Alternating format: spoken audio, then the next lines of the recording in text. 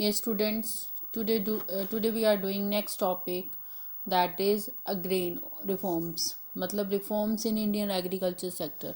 हमारी जो agriculture sector है बेटा, उसमें आपने जो भी प्रॉब्लम्स रही वो हमने स्टडी करा. ठीक है. तो हमारी जो गवर्नमेंट है उसने क्या करा, कुछ रिफॉर्म्स करे, मतलब इंडिपेंडेंस के बाद कुछ सुधार किए. उनको हम क्या बोलते हैं बेटा, रिफॉर्म्स बोलते हैं. तो जो हमारे रिफॉर्म्स हैं बेटा, वो 3 टाइप्स के रिफॉर्म्स हुए थे. One is technical, second is institutional and third is general reforms.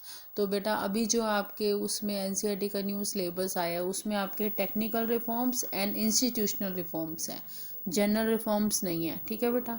तो फर्स्ट हमारा क्या है बेटा, टेक्निकल रिफॉर्म्स. अब टेक्निकल, अब नेम से ही पता है कि ये जो रिफॉर्म्स होंगे किससे रिलेटेड होंगे, टेक्निकल मतलब टेक्निक से रिलेटेड होंगे. ठीक है हमारा.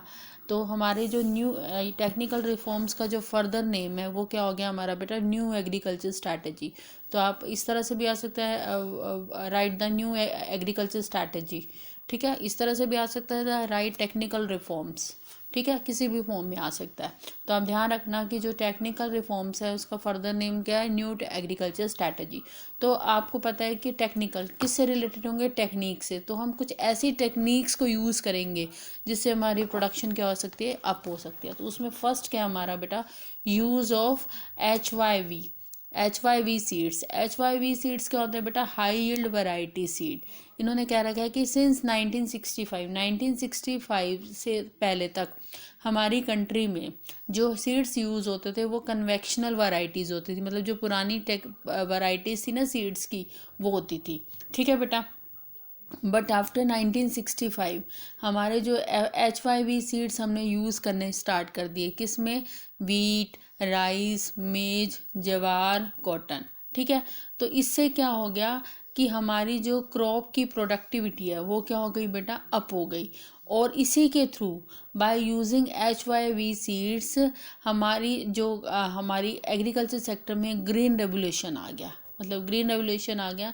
अब HYV सीड्स की बेटा क्या वो होती है क्वालिटी, क्या फीचर रहता है बेटा, इसमें आप देखोगे अगर इसमें जो अगर आप देखो इसको कि जो इसमें ये गिवन है, जो सीड्स गिवन है बेटा, इसमें ये वाले जो सीड्स गिवन है ये दिख रहे हो, इसमें ये देखो कितने पास पास दे रखे हैं, है ना, बिल्कुल पास पास है ना. इसमें ये देखो बिल्कुल जो सीड्स हैं बिल्कुल पास है, देयर इज़ नो गैप. ठीक है. इस तरह का कोई भी गैप नहीं है इसमें. तो ये इट मीन्स क्या, अब इनमें देखो जो पुराने वाले होते हैं उसमें जो सीड्स होते थे बेटा वो इस तरह से होते जैसे उनमें स्पेस होता था.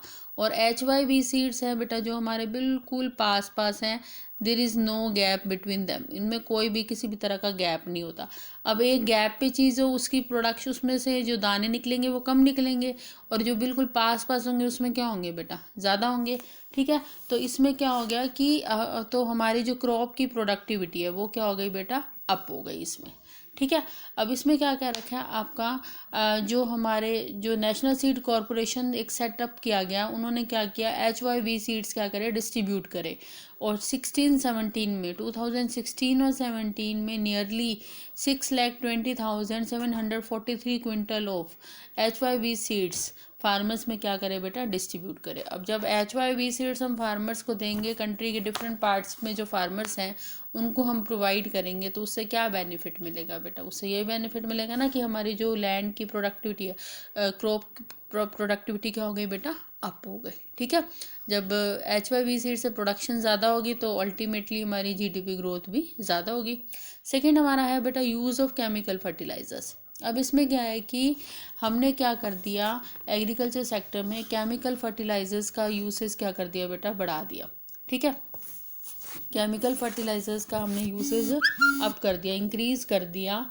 तो इसमें क्या हो गया कि जो केमिकल फर्टिलाइजर्स हैं उसमें 2017-18 में 265.19 lakh ton of chemical fertilisers हमने यूज़ करे. जब हम केमिकल फर्टिलाइजर्स यूज़ करते हैं तो बेटा जो लैंड की फर्टिलिटी कम हो गई है, सपोज़ हमने एक क्रॉप निकाली, उसके बाद जो लैंड में उस मिनरल्स की कमी हो गई, तो हम by using chemical fertilisers use करने से क्या हुआ कि जो हमारी लैंड की फर्टिलिटी है, मतलब जो मिनरल्स की कमी हुई, हम उसको आर्टिफिशियल वे में वो मिनरल्स प्रोवाइड कर रहे हैं, तो जिससे हमारी लैंड की फर्टिलिटी क्या होने लगी, इंक्रीज़ होने लगी. जाएगी। जब फर्टिलिटी इंक्रीज होगी तो प्रोडक्शन भी क्या होगी बेटा, इंक्रीज होगी।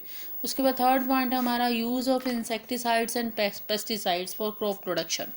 बेटा हमने क्या स्टार्ट कर दिया कि इंसेक्टिसाइड और पेस्टिसाइड मतलब जो फसलों पे किसी कई तरह की बीमारियां लग जाती थी, तो उस पर हमने क्या क्या स्टार्ट कर दिया बेटा, कीटनाशक दवाओं का यूज़ करना स्टार्ट कर दिया। ठीक है, ताकि प्लांट्स को हम क्या मिले बेटा, प्रोटेक्शन मिले। ठीक है बेटा। उसके बाद है हमारा साइंटिफिक फार्म मैनेजमेंट प्रैक्टिस। अब हमने क्या कर दिया बेटा, साइंटिफिक फार्मिंग करना स्टार्ट कर दिया। कन्वेंशनल फार्मिंग की जगह हमने कौन सी फार्मिंग स्टार्ट कर दी बेटा, साइंटिफिक फार्मिंग स्टार्ट कर दी।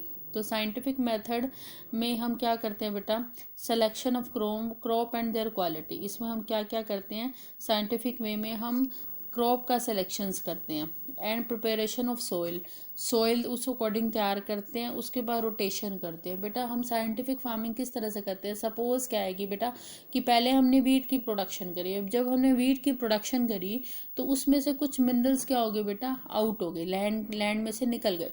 ठीक है, अब हम उसके बाद हम ऐसी क्रॉप लगाते हैं बेटा जिससे वापस वही मिनरल्स लैंड को वापस मिल जाए। ठीक है, तो एक सीक्वेंस फिक्स कर देते हैं ताकि जो लैंड की फर्टिलिटी है जो कम हुई है वो क्या हो जाए, फिर से वापस मिल जाए। और हम क्या करते हैं बेटा, इसमें हाई यील्ड वैरायटी के सीड्स यूज़ करते हैं और जो फर्टिलाइजर्स भी इसमें इस तरह से यूज़ किए जाते हैं ताकि हमारी जो लैंड की फर्टिलिटी है वो क्या रहे बेटा, मेंटेन रहे। तो अब अभी तक हमारे जो इंडिया में 23 एग्रीकल्चर यूनिवर्सिटीज़ हैं। ठीक है, जो क्या कर रही हैं, फार्मिंग में रिसर्च कर रही हैं, साइंटिफिक वे में हम किस तरह से हम खेती बाड़ी कर सकते हैं। ठीक है, देन उसके बाद जो हमारा नेक्स्ट है बेटा वो है हमारा नेक्स्ट जो पॉइंट है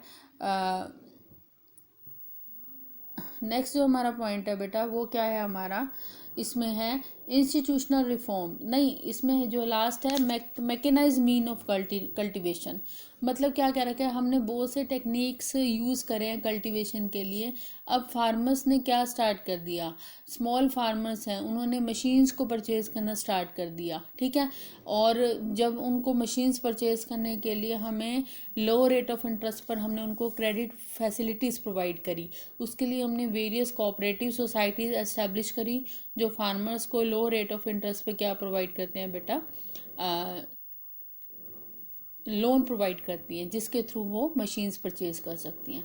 ठीक है, और जो स्मॉल एंड जो मार्जिनल फार्मर्स होते हैं उनको जो हमारा जो रूरल बैंक है, ठीक है, या कमर्शियल बैंक्स के थ्रू कई तरह की फाइनेंशियल सपोर्ट मिलती है बेटा।